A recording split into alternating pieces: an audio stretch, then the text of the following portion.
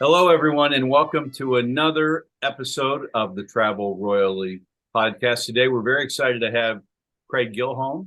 Craig's the club manager at Kilspindie Golf Club in East Lothians in Scotland. He's a former member of the Glen and the Rhodes Golf Clubs and was the links manager at Hoylake for the Royal Liverpool Golf Club. His grandfather, Andrew Gilholm, was head greenkeeper at the North Berwick East Links from 1919 to 1946.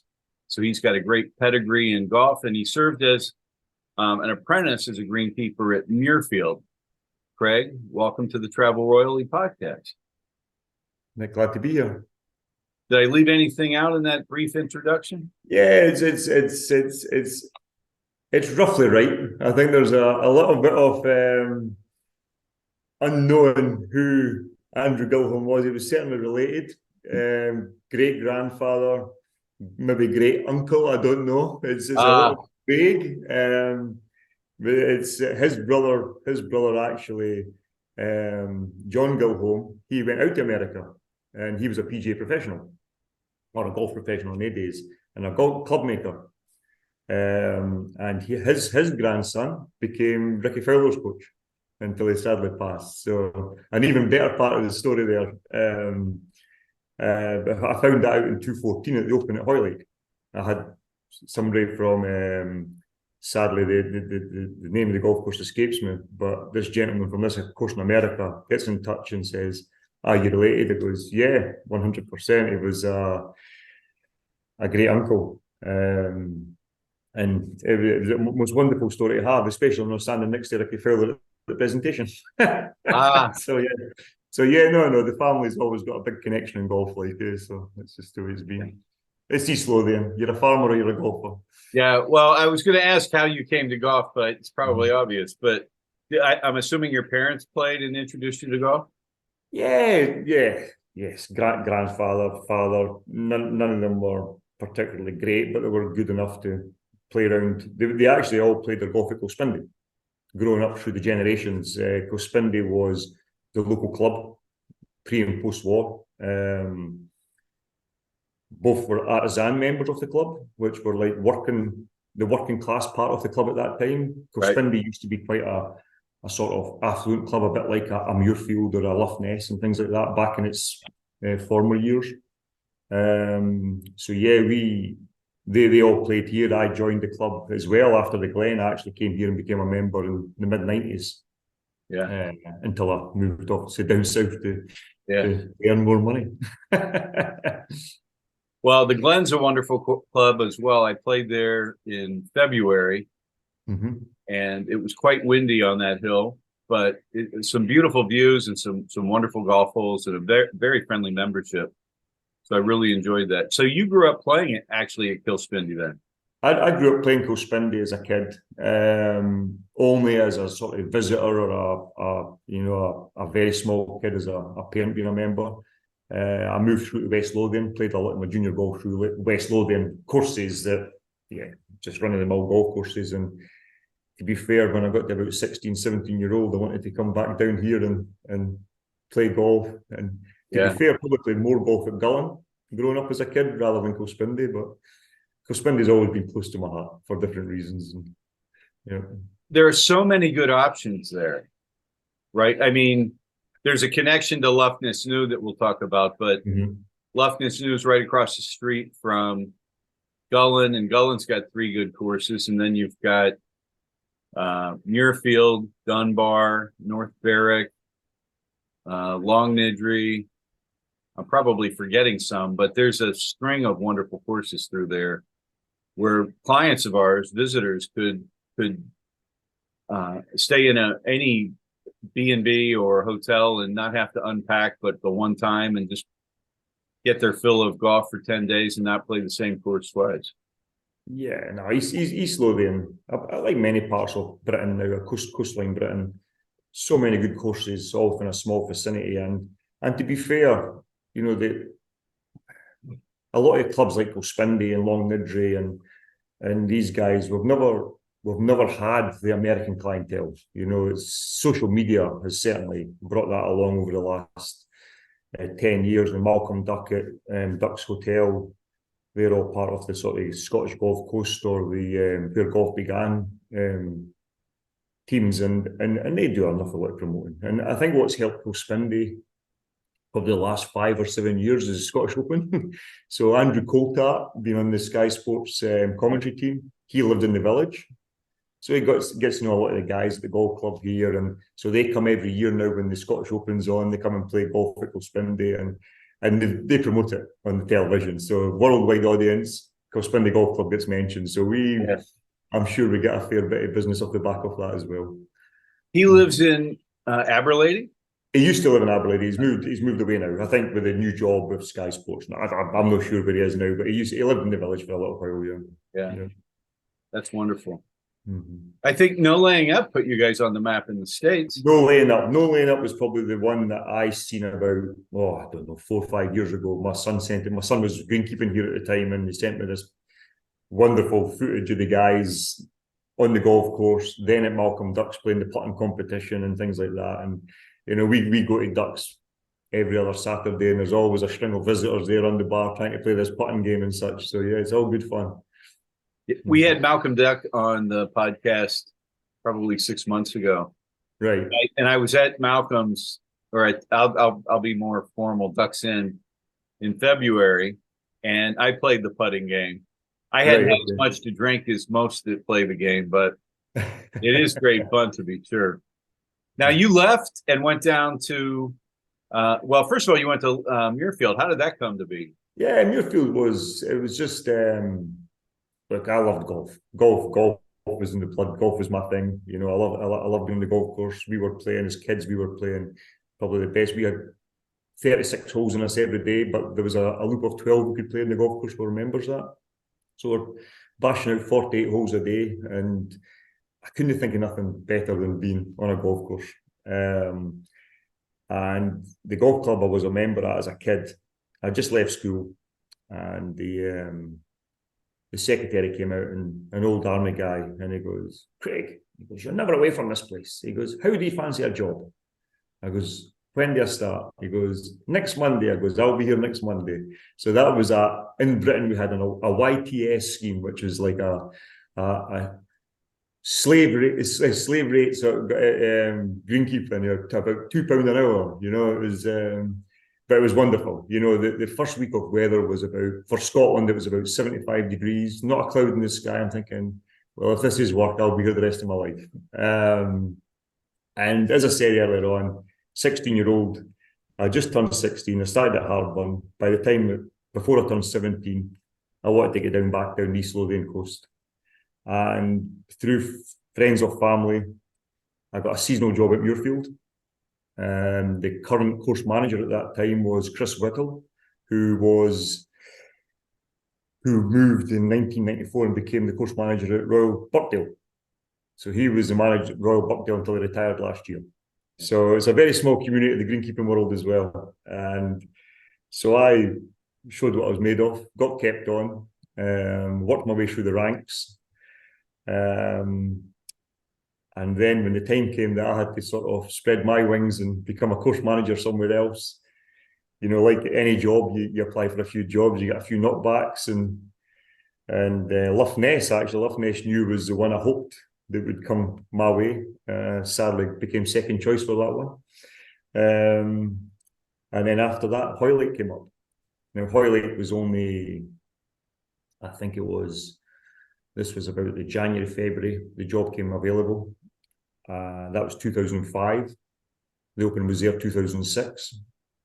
And, 4 months later, I was offered the job, and off to Hoylake I went. Went behind the ears, being a second in charge, and then being thrown in at the deep end of the Open Championship 12 months away. Yeah. For me, it was a win-win. What could happen? Worst case, it fails and I lose my job. It's okay. I'm young enough to start again. Yeah. But no, and from that point, it was, the most wonderful time of my life. 17 years, just under 17 years at Hoylake. Yeah, I played Hoylake twice. I think it's fantastic and just an amazing track. But I think the courses that have hosted the Open in England are all very special to me. Birkdale, Lytham, Hoy Lake, St. George's, Cinque Ports, Prince's. They're all wonderful venues. A lot of money's been put into Prince's to bring it back up to Yeah. the championship caliber courts, but those are all special. And to me, we've got a group of courses that we put into trips where we play those 6 plus Southport and Ainsdale, which had 2 Ryder Cups back in the 1930s. So we promoted it as 6 open courses and a Ryder Cup venue. Yeah. People love it. So Southport and Ainsdale again, it's the most wonderful golf course. It's again, like we talk about East Lothian, but that neck of the woods down in the northwest of England has got the most wonderful strip of land as well, with some absolutely top drawer links golf courses. Hillside next to Birkdale is, wow, what a job they've done in the last 4 or 5 years of that golf course now. And Westlands. Hillside, yeah. Yeah, and Westlands. And Westlands, sorry, yes, Westlands, fantastic again. And Formby. Formby. And down past Hoy Lake, Wallasey. And John in charge of Wallasey just now, he's got a lot of support from the club there, and he's transformed the golf course over the last 2 or 3 years as well. So, Wallasey doesn't really get sort of mentioned much. It was our qualifying course in 2006, but the lack of practice facilities sort of knocked it off the rota for the professional golfer, and they're trying to do some drastic changes now to get themselves back up in the Army's portfolio. So, well, it's interesting. In the past couple of years, what's happened with golf travel, there are a lot more women going on trips. We do 60 or 70%, closer to 70% of our trips are couples trips. And there are 2 questions that have been coming up a lot lately. One, are there restrooms out on the course? Something you and I wouldn't think of, but a woman would clearly. And for our visitors, do they have a driving range or practice facility? And even some of the best courses don't have practice facilities. I mean, you know what I mean, where you can hit a proper warm up. Even Carnoustie doesn't have a warm up facility. They've got 7 hitting bays indoors that simulators you can warm up. Okay. Yeah. But so you went from Muirfield to Hoy Lake. How many Open Championships did you get courses in shape for? Well, obviously, I started off at Muirfield 1989, so I was involved with the 1992 Open, but I was only coming through the ranks at that point. 2002, I was the second in charge at that point, so that was probably my first real sort of management role, I would say, in preparing the golf course there. And I think at that time, I wasn't really much bothered. The Open Championship for us was everything as kids growing up. The Open Championship was our thing. We never got to see, realistically, a lot of American golf like we get to see nowadays. We used to get to see potential, some live highlights. Masters was only really the big event we'd all watch. And then the Open Championship, obviously, during the summer holidays. And I remember at the prize given in 2002, and I knew it was that time that I was sort of having to start to maybe move on. And I watched the course manager at Muirfield at that time, a good friend of mine, and standing up there at the prize given at the end, and I'm thinking, wow, isn't it amazing that only probably in my generation, a dozen guys may get the chance to stand up there and be part of that whole setup. And to actually be given that opportunity 2 years, 3 years later it was unbelievable. It was great. And this year's Open is going to be hard for me to watch, even bar let's go down and see it, because I put my whole life and soul into that. It was the most wonderful place to be. The membership, fantastic. I have never met a membership like it in any golf I've ever been at. I love to hear that. But so to answer the question, so a couple of Opens at Muirfield, and then obviously two Opens, and getting most of the work prepared for this Open coming up this year. So 4 Opens, a Women's Open, and 2 or 3 other major amateur championships. Did you prepare the Open or Hoy Lake for when, was it Mo Martin that won there? Mo Martin. In the women's open? Is that No, we done the 2012 one, which the girl's name escapes me. She was South Korean. okay? We had the one that had the 2T start, the adverse weather conditions. Was it Paula Creamer sitting on the green, refusing to play golf anymore because the weather was so bad? Yeah, we had the all seasons that Britain could throw at you in that 1 week. Gale force winds, hail. Well, hey, what about 2002? Did you had the same thing at Muirfield, right? Wasn't that? 2002, we had that small period of time in the Saturday where the weather just rolled in and absolutely battered the leaders for about 9 holes. And I think Ernie Els, what I remember was Ernie Els was leading. So he was last to go out and he probably got 3 or 4 holes less bad weather than the rest of the field got. So it just gave him that little edge.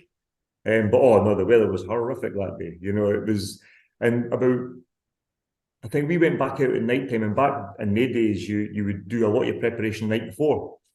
Not like now, everything's done in the morning. But we went back out about 5, 6 o'clock at night, and it was the most wonderful weather.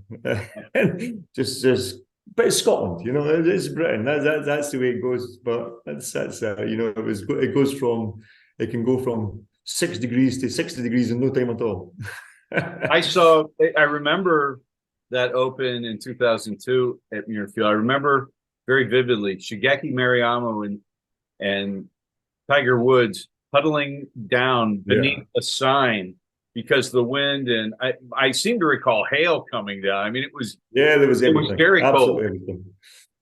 Very I think cold. what got us as kids, our East Coast golfers who try and hit the ball so low all the time, was a man like Colin Montgomery, who was the most wonderful golfer at that time. The most wonderful golfer who never won a major at that time.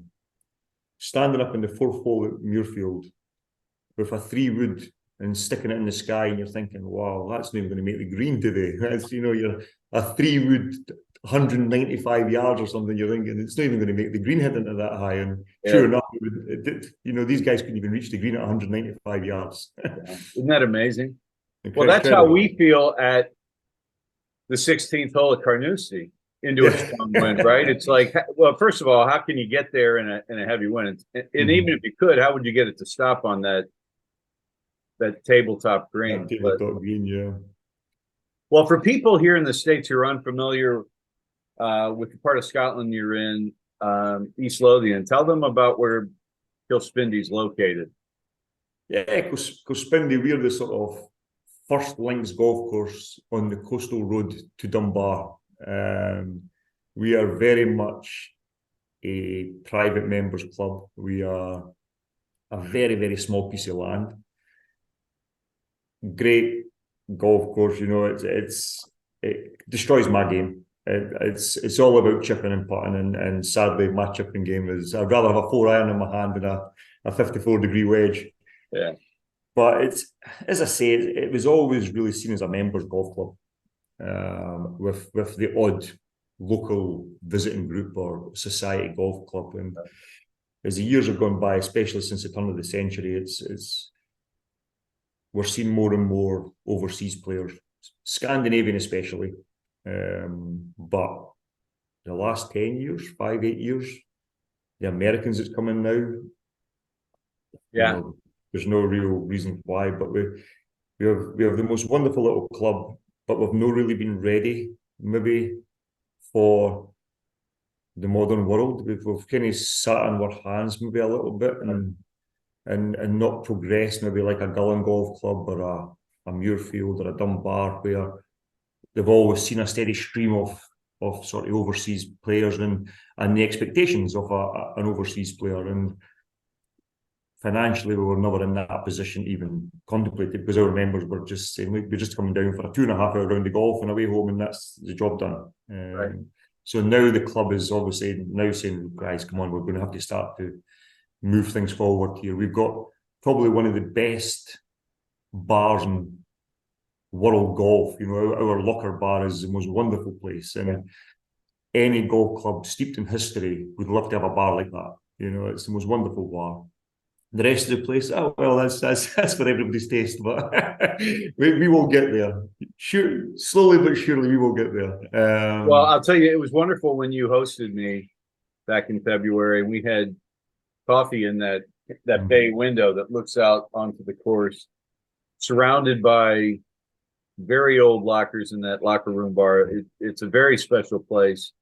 And it's one of the ways that I was able to convince one of our groups to go there because they hadn't heard of it. I said, and they're all about the experience. So when I was talking to them about the bar, may be the best bar I've ever been in a golf club. It's just wonderful. Yeah, it's something that regardless of how much money you have or how much you want to do at your golf club, it's an area that's been over the years, and I think it was only about 5 years ago now, they done a couple of members done it up, got some new tables and chairs in, and it's been done up discreetly enough to keep it old-fashioned, but in the modern world, though, yes, it's clean and tidy and doesn't look like a locker room. The rest of the club, we hope to follow suit soon. It's not bad, the clubhouse, but it just needs a little bit of investment here and there. But we've got a lovely little piece of land here that we rent off the local landlord, who owns Law and a few other clubs in the area. And the membership at Kilspindie have had this place for over 150 years now. And as I say, we've never not been quite ready for the world of overseas golfers. Trying to squeeze them in amongst the 35,000 member rounds that we get every year, that's becoming the challenge at the moment. Yeah. Well, Kilspindie, as you mentioned, has remarkable history. The club was founded, I think, in 1867, and at the time it was known as the Luckness Golf Club. And at the time, it was the 35th oldest golf club in the world, or the 35th founded anyway. Yeah. Yep. Then the club split in two, right? And half the members went and formed the Luckness New Golf Club, which is right next to Gilholm, as we said earlier. And then you guys changed your name to Kilspindie, I think, in 1899 1899. I'm going to take your word on this. My history stops at 1980. Well, is there anything else you can tell us about the history of the club? Yeah, but all I know is we've got two buildings on the golf club, on the golf course itself, and it's a rifle range, and the toilet was where the gentleman would shoot his gun. And the shelter at the 5th tee was a target range. So that was, and there's a lovely. This was during World War II. It was all through that period of time and before, and so we had the golfers had to share the golf course with the shooting club, and so obviously you can imagine in the days it was. There wasn't many golfers, but it would be a dangerous place to be when you've got the rifle range in place. But the golf course has obviously been redesigned around that, and it's changed over the years and things.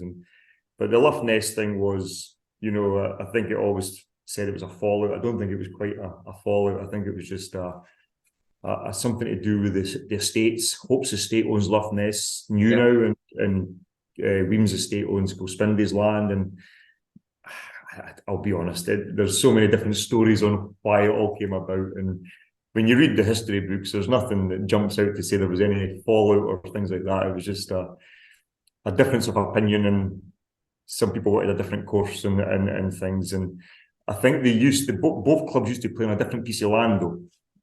So it was a piece of land. I'm sure it's a piece of land with a wooden bridge between the estates. Right.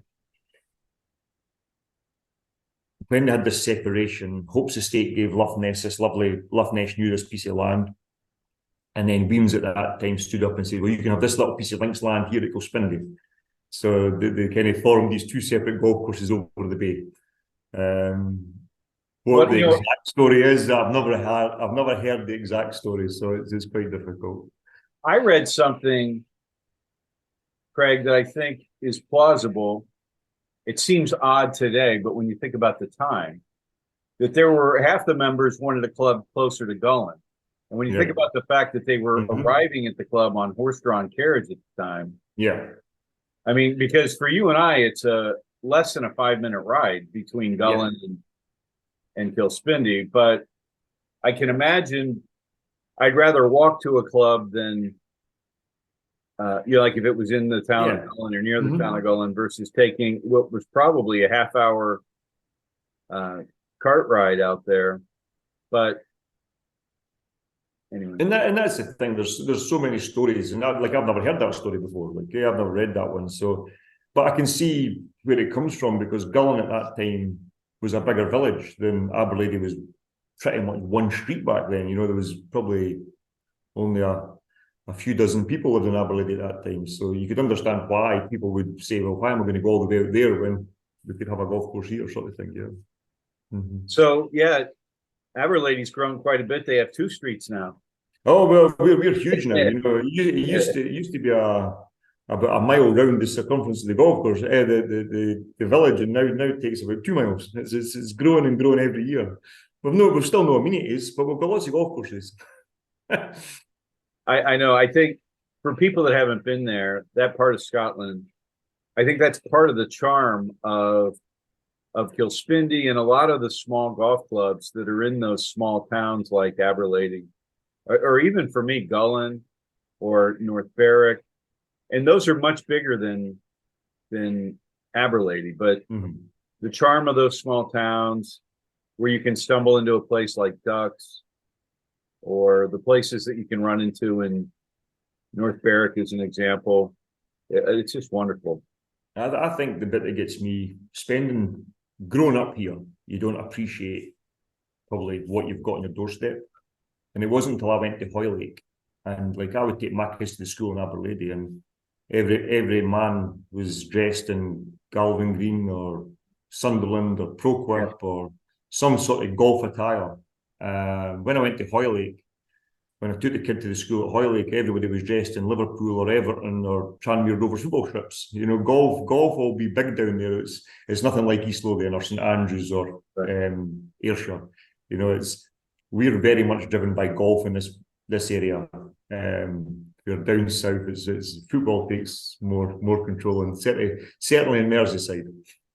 Well, I agree, and I think but I do agree or believe that if you live in Glasgow, football is king between the Celtic, you know, that's the teams aren't so king anymore, but that may be true.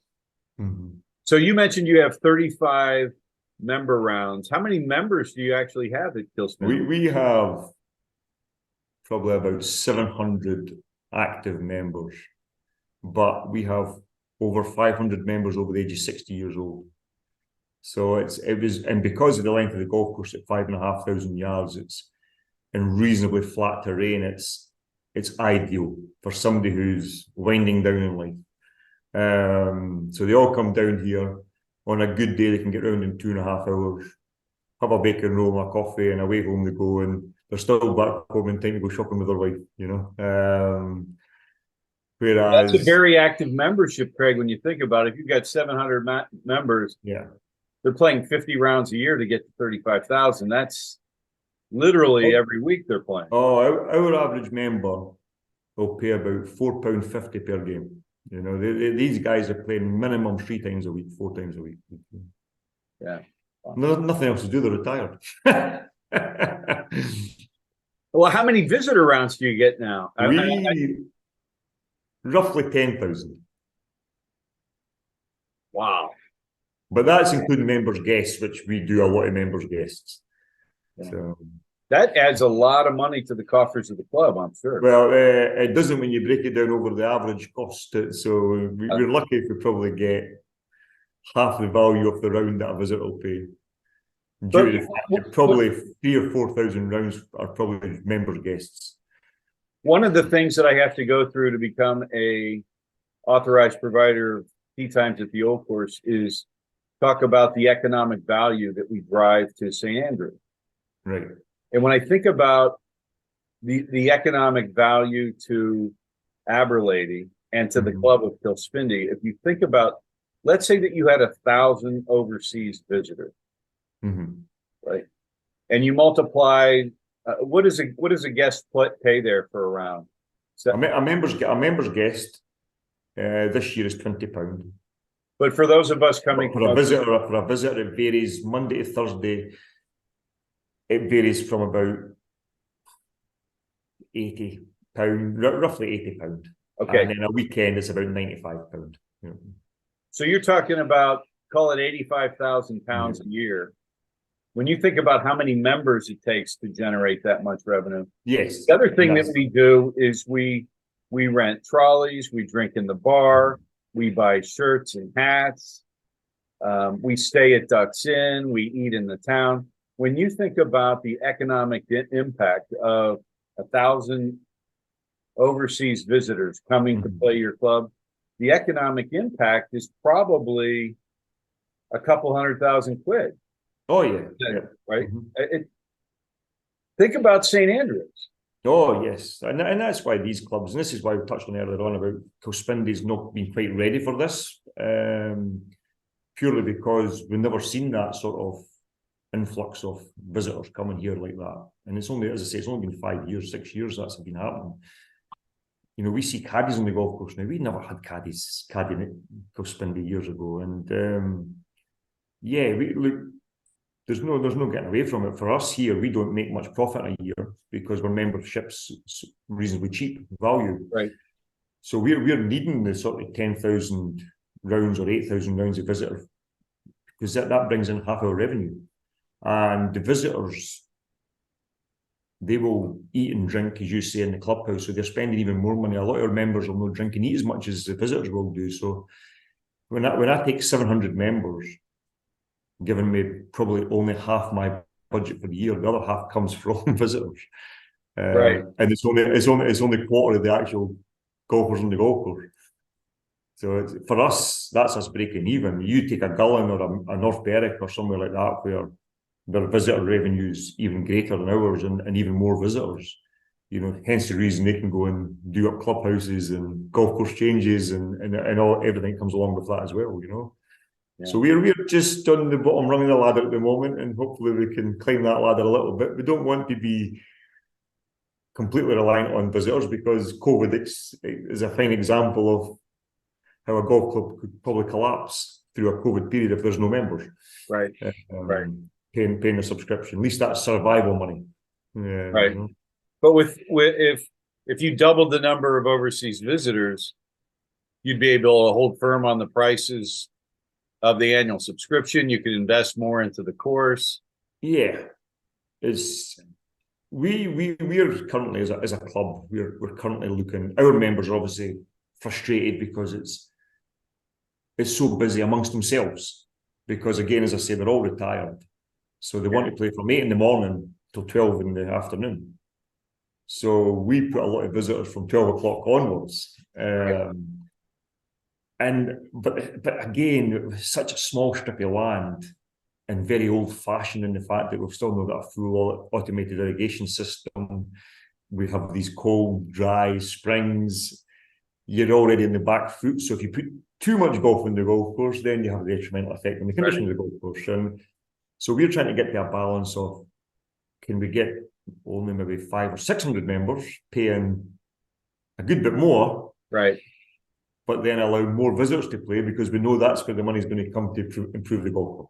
Right. And it's not going to happen overnight, but I'm hoping in the next 3-4 years we can sort of start to swing that number the other way, because we lost about 45 members this year, but we only brought 20 new members in. So we're slowly trying to reduce the number every year, and we'll probably, with a year like we're having again this year, followed by last year, we'll probably accelerate that again next year and say, look, it's actually better bringing an extra 2,000 visit rounds in than bringing another 20 members in. Right. Right.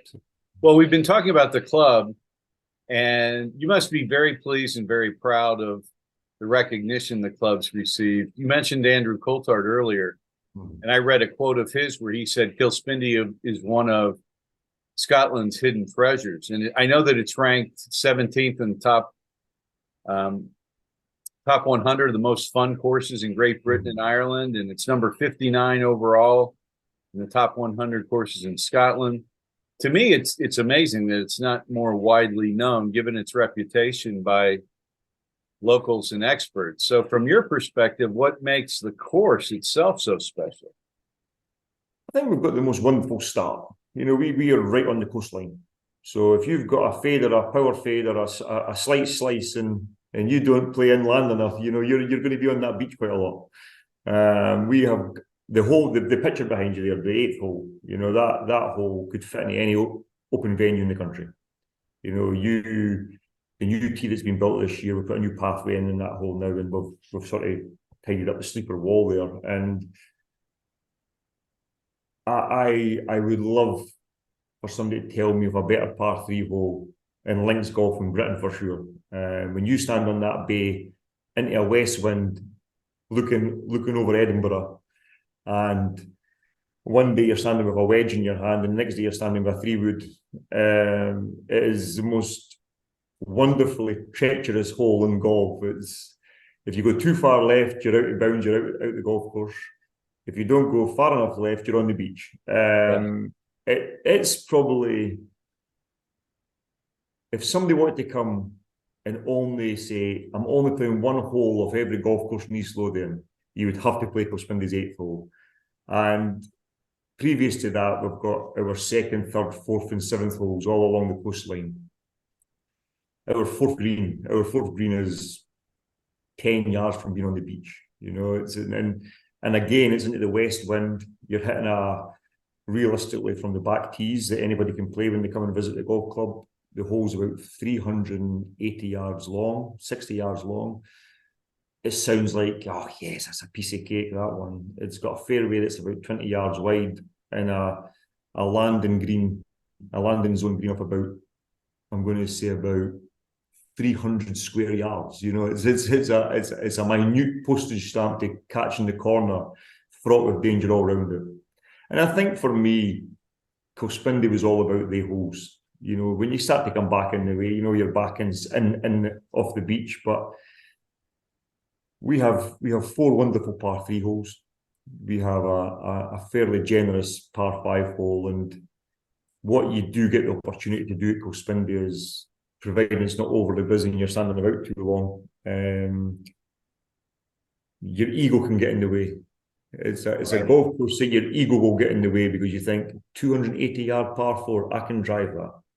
And you get that opportunity on probably 6 or 7 occasions. And the amount of times you'll walk off with a 5 because you think you can drive the green is that's where you come unstuck at Kilspindie. It's a par 69.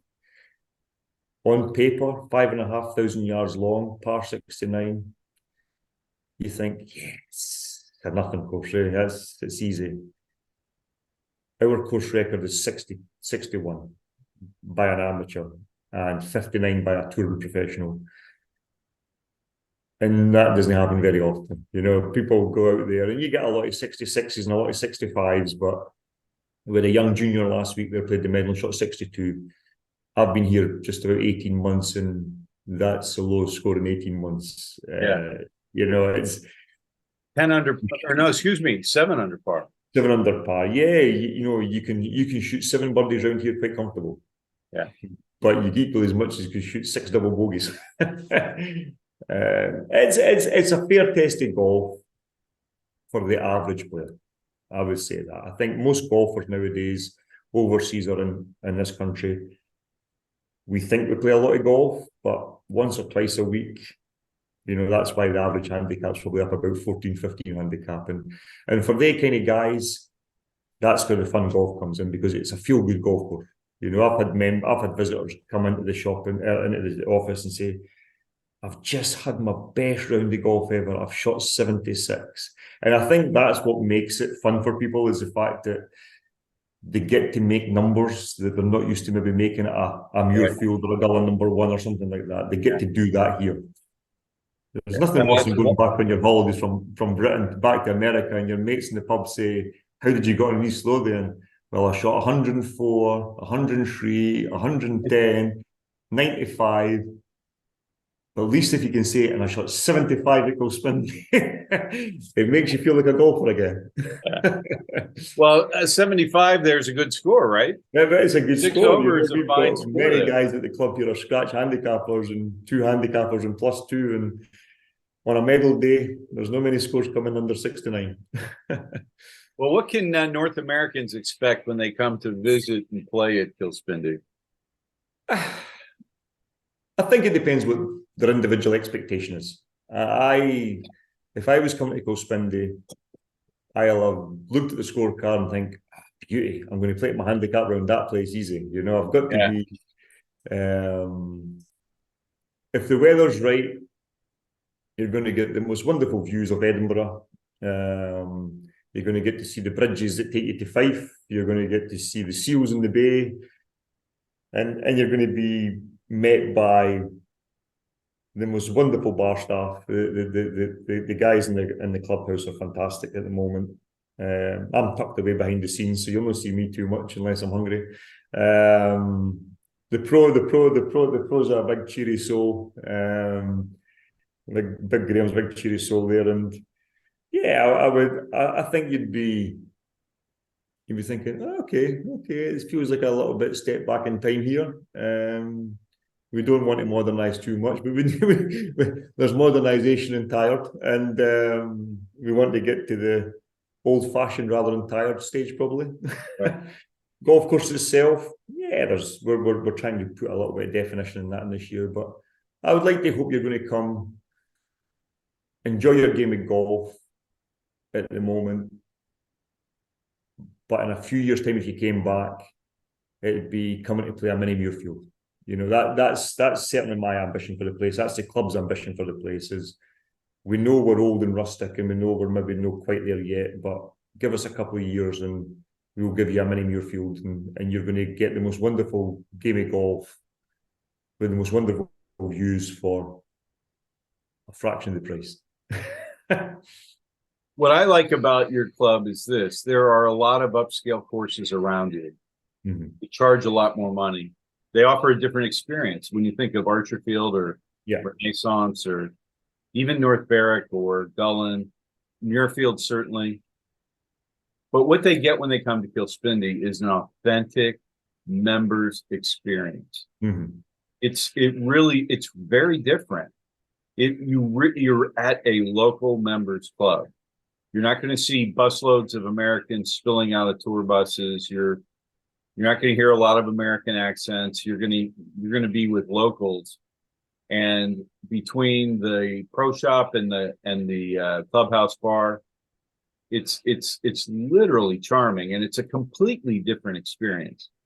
It's like, I'm guessing it hasn't changed much, that bar and the course, in 50 years. No, the decor shows that. I think that's the charm. I think that's the charm of the place. Joking aside, it's the most wonderful place, and you're right. If you want to come to Scotland and see a typical Links members club that's open to anybody, I would say locally this is the place that you will get all that experience here, because you will be in amongst the members on the tee sheet. There's no segregated times that you can play, or when you turn up at Kilspindie, yes, we've got little blocks and we try and put you in there just to try and appease the members. But if you get a tee time here at 11:24 in the morning, either side of you is going to be members. And yeah, they can be the most charming membership, and they can be what you'd expect of a membership. but in general, we are a wonderful club. It's a great club, and you know, people just want to come here and play their golf and enjoy their golf. I think our biggest problem is visitors come to enjoy the day, and even at a golf course that's only 5,500 yards long, we would expect 4 Americans who enjoy playing all day on the golf course to be round in 3.5 hours to 4 hours. Realistically, 3.5 because it's so short. Sadly, our members still think it's 1985 and they can get around the golf course in 2 hours. so and with the congestion holes and the short drivable par fours and things like that. but yeah, that's a small thing. I think Yeah. if you, as you said, if you want real life Scottish golf club without being with not wavering away from a links path, I think we've probably got that. Like, It reminds me of Murray, the club that I'm a member but at. yes, Up in Lustenau. A very traditional, old-fashioned club. Looks. I've been a member for 15 years, and while I recognize some of the changes that have been made, taking out bunkers or clearing out gorse or what have you, it hasn't changed a lot. The clubhouse certainly hasn't. The course hasn't changed a lot either. But so another question I've got is that it's a well-kept secret in my mind, Kilspindie. Are there other courses East Lothian that you feel that way about? Maybe Craigielaw, or maybe there might yeah, be I think others. Craigielaw for me, it's maturing very well now. They've got a good guy in charge of the golf course now. He's just started the last 12 months. The golf course, even for myself coming back up from Hoyley, you can see the golf course is starting to improve now. It's a Donald Steele, Martin Ebert design in Mackenzie. Donald Steele designed it, but these guys were his understudies at that time, 20 years ago. It's got the most wonderful clubhouse hotel. Again, great service and food up there. They stole our practice ground to build their golf course because it's their land. So we lost our practice ground, but we gained access to their range from members' point of view. It's a lovely place. It's, I think, the modern term nowadays is upper links. It's no more links golf course than Haddington, but it's built on heavier soil and such. But it's got the views the same as us. But it's a fair test of golf. It's a proper championship length golf course with very undulating greens and big runoffs. A very modern what you'd expect golf course. I think the one that probably I really enjoy, and it's got some wonderful holes. It's got some Formby style holes on it. It's got some sort of style parkland holes. It just lost its way probably through the 80s and things. Is Longnidry. I think Longnidry Golf Club is a great club, good staff up there now as well. The guy, the number 2 at Muirfield, recently left to take on the golf course there, so he'll really get the golf course where it should be. I've got no doubt about that if the club invest with him. Again, old-fashioned clubhouse, very traditional like Kilspindie, big membership, but it's a par 71, 6,500 yard golf course. It's a proper job. I think a bit like Kilspindie, we've had the luxury of the recognition from Andrew Coulthard and all the other social media platforms. Longnidry's kind of missed that, so they've not quite got there with that one yet, and it's probably because it isn't that sort of pure links golf course anymore. But what a golf course it is when you play it. It is the most wonderful golf course. And I just hope they can get themselves up there because, as I say, that for me is a sleeping giant in East Lothian. It's as big as a gull on number 1 as a North Berwick in that it just doesn't get that recognition. We have got some most wonderful parkland golf courses, but it depends what clientele want. I would say for me, out of all the golf courses down the coast, I think most of them get recognised. Right. And even myself now, we see that with our visit revenue compared to Longnidry's revenue. I would say Longnidry for me is the guys that are missing out the most. Yeah. Loughness choose not to be recognised because they are very much a private members club and only have a limited amount of visitors. But I would say Longnidry. I hope I'm not missing anybody, but I would say Longnidry is the one for me. Well, let me ask this: what course in Scotland, other than Kilspindie, would be your favorite? Oh, Scotland. That's difficult now. I think there's Scotland. There's too many. There's too many. There's certain golf courses owned by certain people that I don't dare mention in front of some people because I'm not too sure what other people's views are in North America. But there's one just outside Aberdeen that's the most wonderful place. I love that place. Yeah. I've been fortunate enough to play it 3 times, and yeah, you don't get disappointed when you play that golf course. I've heard I haven't played there. We have guests going there, Right. but you're the second person who's told me that it's at your level, right? That's a club manager and said that's their favorite place. Yeah. Have you played Dumbarton? You know what? I've not, just coming back last year, I've not played a lot of the places. I played Castle Stewart, love Castle Stewart. I've never even been as far as, up at place my Dornoch? mate just joined last year, Royal Dornoch, Royal You haven't played Aberdeen. Dornoch? No, I've not even played these courses, but I've got to get myself up to these places. But I've Kingsbarn? spent 17 years in England in my Right. adult life, so most of my golf's been Formby and Birkdale and Lytham and places like that rather than. You can't go wrong with those, right? No, exactly. But Kingsbarn's a special golf course. To be fair, there's way too many. There's too many. I think, and I'll stand by my views here. I don't think there's a perfect links golf course. I think you have a fair amount of good holes on every links golf course, but there's always going to be one or two weak holes because the nature of the land allows that.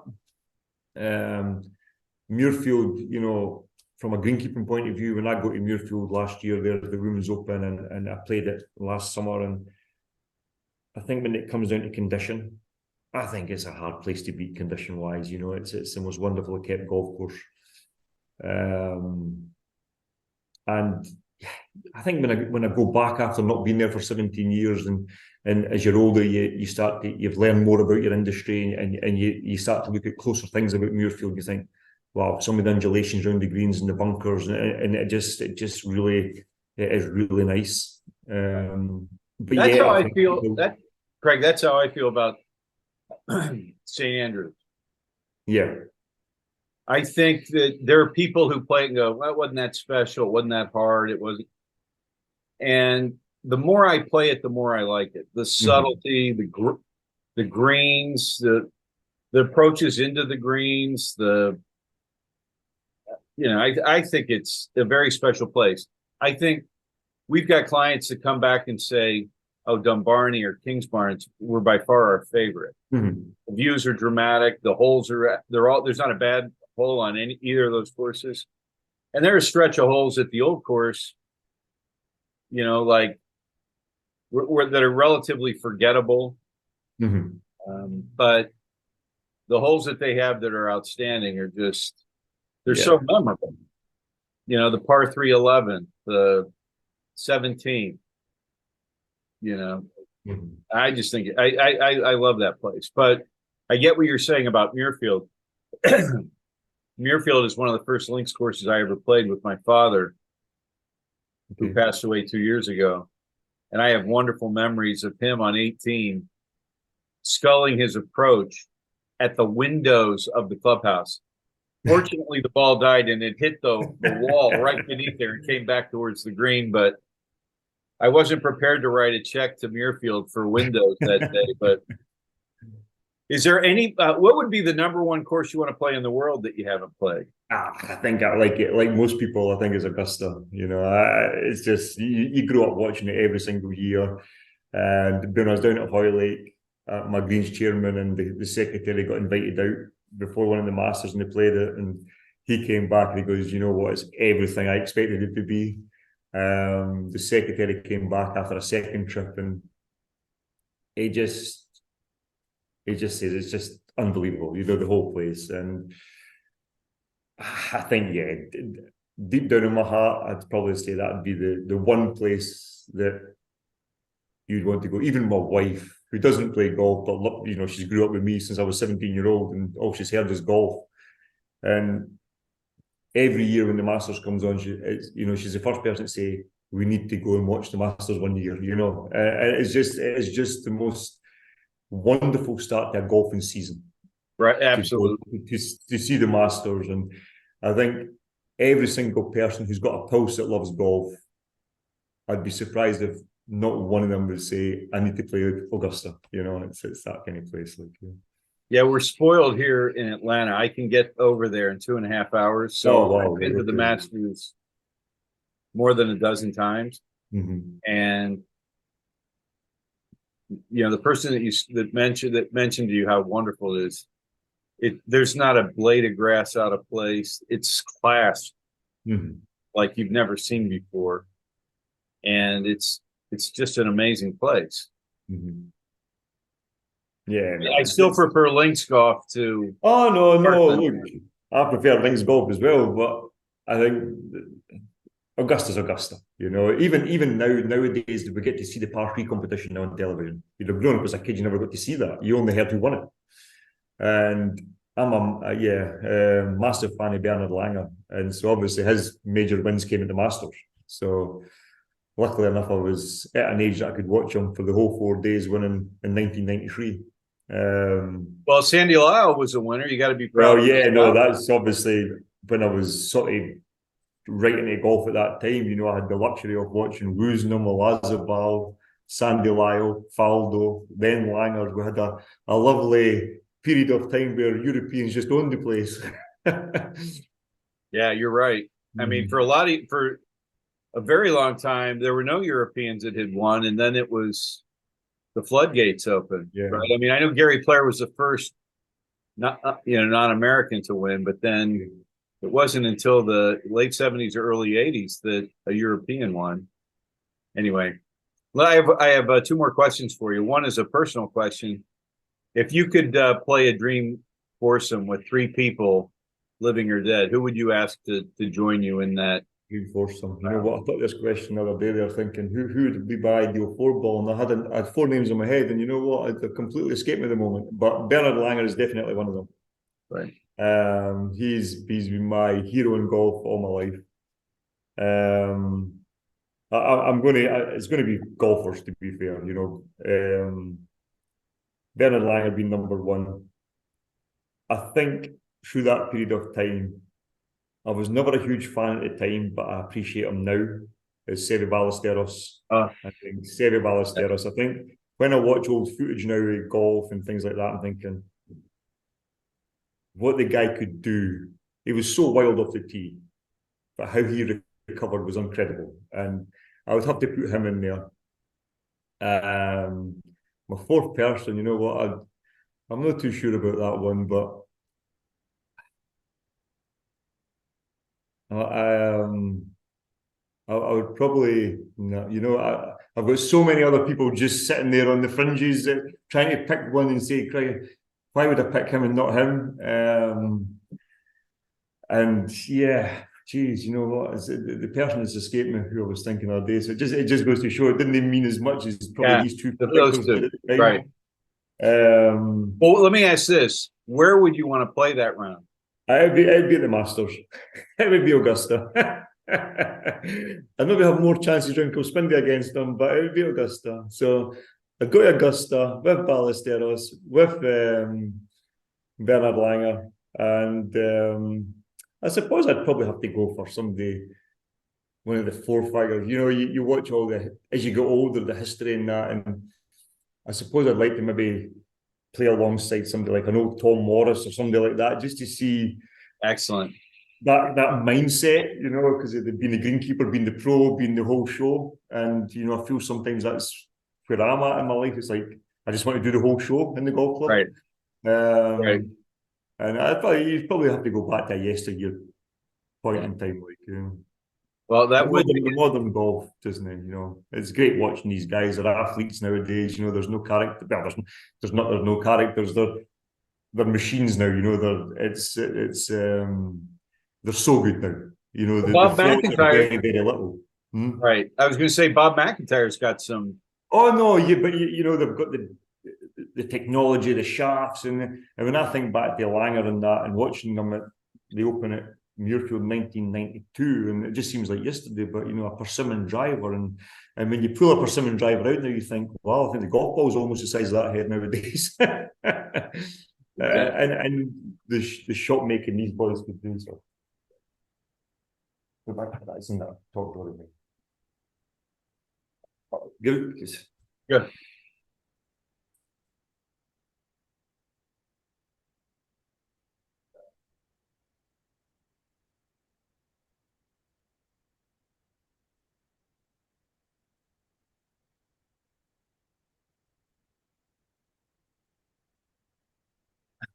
sorry, looking for the bank card to spend money. Well, Yeah, so it's yeah. interesting that Bernard Longer's now almost 65 or is 65, and he's still winning on the The senior guy, PGA the Tour. guy is absolutely unbelievable. At the 2006 Open, I kind of spoke to him in the 2002 Open at Muirfield, just briefly. He's my hero, and I'm thinking, oh, I didn't want to ask him, I didn't want to speak to him.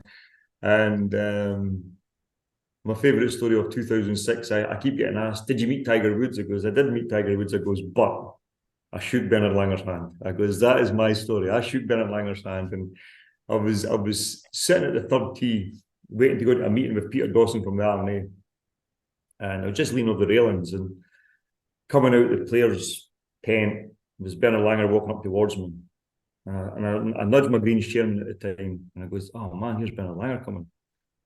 Next thing, Peter Dawson walks out his office and goes, "Morning, gentlemen. How are we doing today?" I goes, "Good." I goes, "Peter, before we start the meeting, go and introduce me to this man coming up." He goes, "Bernard." He goes, "You want to meet Bernard?" I goes, "Oh, why?" I goes, "Look, since I was 14-year-old, I goes, I've just idolized this guy."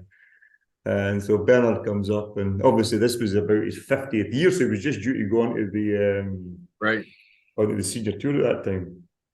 And he came up and we chatted for about a minute or two, and he shook my hand. I thought, oh, that's it, Who's Tiger? Who's Tiger? My season's been made now.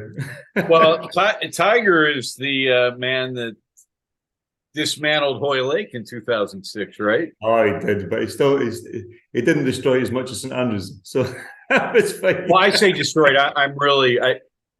That's an amazing golf course. It was running firm and fast. What did he hit? One driver all week? One driver, felt that everything flowed to the bunkers and goes, there's no point in going in the bunkers. And he landed, I think I only ever seen him in one bunker during the week that I watched anyway. But no, look, the golf course was running so fast. The greens were incredibly fast. Yeah. There's so many wonderful stories behind the scenes for that championship. And it was borderline almost out of control, the golf course, because it was so warm, so dry. And there was, superintendents in America will appreciate the fact that, they probably keep their greens at somewhere around about 20% moisture levels. And back then, we were lucky if we had 3.5% moisture in the greens. And there was nothing, they were dead, they were dying. It was, we had sort of fairy ring problems, and when you put the moisture probe in name, it was under 1%. There was nothing. It was just sand and something living on top. It was an amazing championship, to be sure. I've got one last question for you, and that is, we have a number of people that come over for the first time. And because of the location where you are, you're very close to the airport in Edinburgh. People can get there in less than 45 minutes to where you are. So what advice do you have for people coming to play links golf for the very first time?